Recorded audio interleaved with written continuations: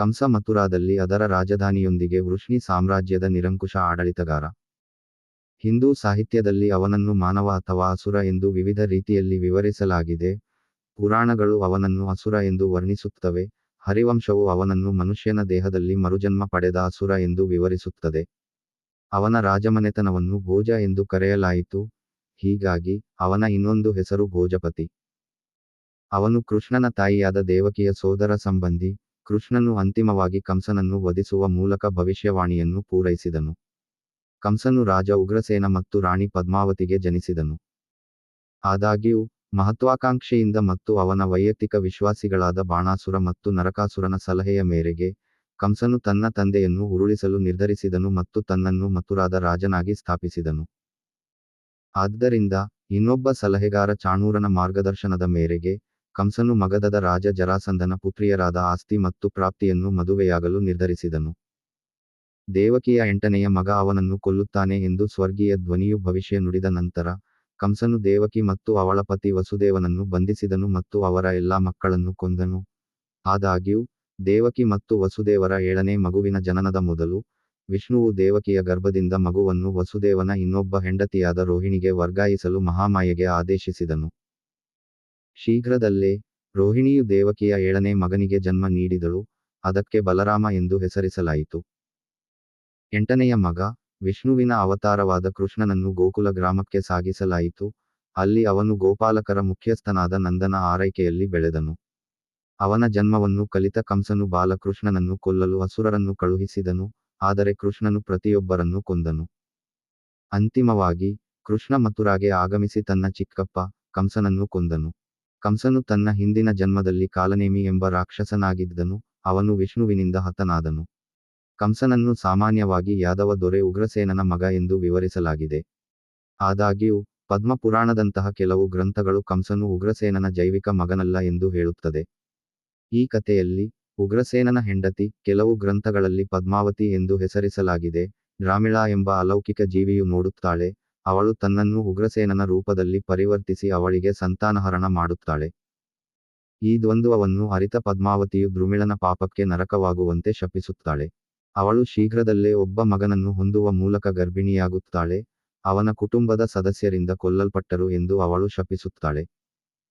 ಮಗನು ಹುಟ್ಟಿದ ನಂತರ ಉಗ್ರಸೇನನು ಅವನನ್ನು ದತ್ತು ತೆಗೆದುಕೊಂಡು ಅವನಿಗೆ ಕಂಸ ಎಂದು ಹೆಸರಿಸುತ್ತಾನೆ. ಅಂತ್ಯ ಚೌಕಾಕಾರದ ಆವರಣ. ಬಾಲ್ಯದಲ್ಲಿ ಕಂಸನು ತನ್ನ 8 ಸಹೋದರರೊಂದಿಗೆ ಪ್ರಸಿದ್ಧ ಯೋಧರಾದ ಇತರ ಯಾದವರಿಂದ ತರಬೇತಿ ಪಡೆದನು. ಜರಾಸಂಧನು ಮಥುರಾವನ್ನು ಆಕ್ರಮಿಸಲು ಪ್ರಯತ್ನಿಸಿದಾಗ ಕಂಸನು ಜರಾಸಂಧನ ಗಮನವನ್ನು ಸೆಳೆದನು. ಕಂಸನು ಜರಾಸಂಧನ ಸೈನ್ಯವನ್ನು ಏಕಾಂಗಿಯಾಗಿ ಸೋಲಿಸಿದನು. ನಂತರದವನು ಪ್ರಭಾವಿತನಾಗಿ ಕಂಸನನ್ನು ತನ್ನ ಅಳಿಯನನ್ನಾಗಿ ಮಾಡಿಕೊಂಡನು. ಜರಾಸಂಧನ ಬೆಂಬಲದಿಂದ ಕಂಸ ಇನ್ನಷ್ಟು ಶಕ್ತಿಶಾಲಿಯಾದ. ಮಥುರಾದಲ್ಲಿ ಅವನ ಮದುವೆಯ ಸಮಯದಲ್ಲಿ ಜರಾಸಂಧನು ಅಸ್ತಿ ಮತ್ತು ಪ್ರಾಪ್ತಿಯ ರಾಜಕುಮಾರಿಯರನ್ನು ಬೆಂಗಾವಲು ಮಾಡಲು ತನ್ನ ಸೈನ್ಯವನ್ನು ಕರೆತಂದನು. ಮಗಧದ ಸೈನ್ಯವನ್ನು ತನ್ನ ರಾಜಕೀಯ ಕವರ್ ಆಗಿ ಬಳಸಿಕೊಂಡ ಕಂಸ ತನ್ನ ಸ್ಥಾನದಿಂದ ಸ್ವಯಂ ನಿವೃತ್ತಿ ಪಡೆಯಲು ನಿರಾಕರಿಸಿದ ನಂತರ ತನ್ನ ತಂದೆಯನ್ನು ಪದಚ್ಯುತಗೊಳಿಸಿದನು. ಇದನ್ನು ರಾಜಭವನದ ವ್ಯಾಪ್ತಿಯಲ್ಲಿ ಮಾಡಲಾಗಿದ್ದು ಸಾರ್ವಜನಿಕರಿಗೆ ಮಾಹಿತಿ ನೀಡಿಲ್ಲ. ಉಗ್ರಸೇನ ಸಾರ್ವಜನಿಕ ಕಾರ್ಯಕ್ರಮಗಳಿಗೆ ಹಾಜರಾಗಲು ವಿಫಲವಾದ ನಂತರ ಕಂಸ ತನ್ನ ಪಟ್ಟಾಭಿಷೇಕವನ್ನು ಘೋಷಿಸಿದನು. ತನ್ನ 8ನೆಯ ಮಗು ತನ್ನನ್ನು ಕೊಲ್ಲಲು ವಿಧಿವಶವಾಗಿದೆ ಎಂಬ ಭವಿಷ್ಯವಾಣಿಗೆ ಹೆದರಿ ಕಂಸನು ತನ್ನ ಸೋದರ ಸಂಬಂಧಿ ದೇವಕಿಯನ್ನು ಕೊಲ್ಲಲು ಉದ್ದೇಶಿಸಿದನು. ವಸುದೇವನು ತನ್ನ ಹೆಂಡತಿಯ ಜೀವವನ್ನು ಉಳಿಸುವಲ್ಲಿ ಯಶಸ್ವಿಯಾದನು. ಅವನು ಅವರ ಎಲ್ಲಾ ಮಕ್ಕಳನ್ನು ನಂತರದವರಿಗೆ ತಲುಪಿಸುವುದಾಗಿ ಕಂಸನಿಗೆ ಭರವಸೆ ನೀಡಿದನು. ಕಂಸನು ಈ ಪ್ರಸ್ತಾಪವನ್ನು ಒಪ್ಪಿಕೊಂಡನು ಮತ್ತು ದೇವಕಿಯನ್ನು ಉಳಿಸಿದನು, ಏಕೆಂದರೆ ಅವಳು ಸ್ವತಃ ಅವನಿಗೆ ಬೆದರಿಕೆ ಹಾಕಲಿಲ್ಲ. ಸೆರೆಮನೆಯ ಇತಿಮಿತಿಯಲ್ಲಿ ದೇವಕಿ ಪದೇ ಪದೇ ಗರ್ಭಧರಿಸಿದಳು ಮತ್ತು ಕಂಸನು ಮೊದಲ 6 ಮಕ್ಕಳನ್ನು ಕ್ರೂರವಾಗಿ ಕೊಂದನು. 7ನೆಯ ಮಗು ಜನಿಸುವ ಮೊದಲು ವಿಷ್ಣುವು ದೇವಕಿಯ 7ನೇ ಮಗುವನ್ನು ರೋಹಿಣಿಯ ಗರ್ಭಕ್ಕೆ ವರ್ಗಾಯಿಸಲು ಯೋಗಮಾಯಾ ದೇವಿಗೆ ಆದೇಶಿಸಿದನು. ಈ ಮಗುವನ್ನು ಅವನ ಬಾಡಿಗೆ ತಾಯಿ ರೋಹಿಣಿ ಬೆಳೆಸುತ್ತಾಳೆ ಮತ್ತು ಕೃಷ್ಣನ ಅಣ್ಣನಾದ ಬಲರಾಮ ಎಂದು ಹೆಸರಿಸುತ್ತಾಳೆ. ಯೋಗಮಾಯಾಗೆ ಯಶೋದೆಯ ಮಗಳಾಗಿ ಜನಿಸುವ ಕಾರ್ಯವನ್ನು ಮಾಡಲಾಯಿತು.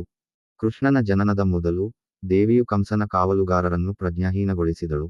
ಕೃಷ್ಣನು ದೇವಕಿಗೆ ಜನಿಸಿದಾಗ ದೇವತೆಯ ಸೂಚನೆಗಳನ್ನು ಪಾಲಿಸುತ್ತಾ ವಸುದೇವನು ಶಿಶುವನ್ನು ನಂದ ಮತ್ತು ಯಶೋದೆಯ ಮನೆಗೆ ಸಾಗಿಸಿದನು.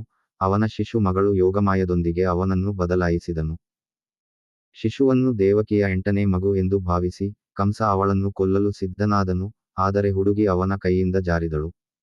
ಯೋಗಮಾಯೆಯು ತನ್ನ ನಿಜರೂಪವನ್ನು ಧರಿಸಿ, ಕಂಸನಿಗೆ, ನಿನ್ನನ್ನು ಕೊಲ್ಲುವ 8ನೆಯ ಮಗು ಜನಿಸಿದೆ, ಅವನು ಗೋಕುಲದಲ್ಲಿದ್ದಾನೆ. 7ನೇ ಮಗು ಬಲರಾಮನನ್ನು ರೋಹಿಣಿಯ ಗರ್ಭಕ್ಕೆ ಸ್ಥಳಾಂತರಿಸಿದಾಗ ರಕ್ಷಿಸಲಾಯಿತು. ದೇವಕಿ ಮತ್ತು ವಸುದೇವರಿಗೆ ಜನಿಸಿದ 8ನೆಯ ಮಗು ಕೃಷ್ಣ. ಕೃಷ್ಣನು ಕಂಸನ ಕ್ರೋಧದಿಂದ ರಕ್ಷಿಸಲ್ಪಟ್ಟನು ಮತ್ತು ವಸುದೇವನ ಸಂಬಂಧಿ ನಂದ ಮತ್ತು ಯಶೋಧ, ಗೋಪಾಲಕ ದಂಪತಿಗಳಿಂದ ಬೆಳೆದನು.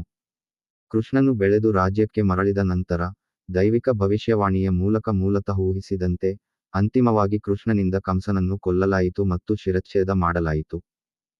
ಕಂಕನ ನೇತೃತ್ವದಲ್ಲಿ ಅವನ 8 ಸಹೋದರರು ಬಲರಾಮನಿಂದ ಕೊಲ್ಲಲ್ಪಟ್ಟರು. ಇದರ ನಂತರ, ಉಗ್ರಸೇನನು ಮಥುರಾದ ರಾಜನಾಗಿ ಪುನಃ ಸ್ಥಾಪಿಸಲ್ಪಟ್ಟನು.